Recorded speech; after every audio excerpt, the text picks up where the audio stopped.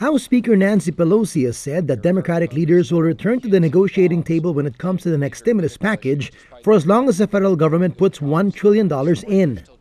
On Monday, Treasury Secretary Steven Mnuchin said the administration is open to cough up the additional funds.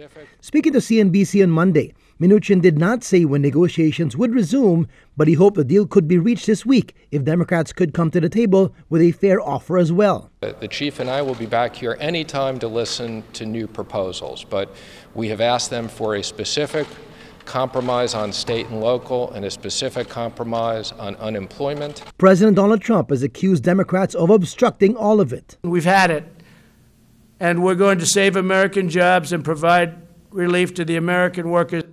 After lawmakers failed to meet the informal deadline to reach an agreement on Friday, Trump signed a series of executive orders Saturday that extends enhanced unemployment benefits at a reduced rate of $400 a week, a payroll tax cut, protection for evictions, and a freeze on student loan interest payments.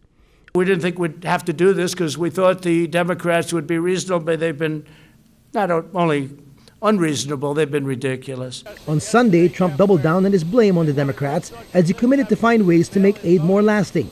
Trump said a big point of discussion is still bailouts. They wanted to bail out poorly run Democrat states. I could name them. I could give them to you right now, but why do it? Because you know the same states as I do, and cities. And we're not going to do that. We'll help, but we're not going to do numbers.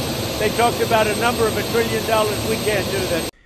All this political drama comes at the backdrop of reality, with the U.S. now having surpassed 5 million cases of COVID-19 with more than 163,000 deaths.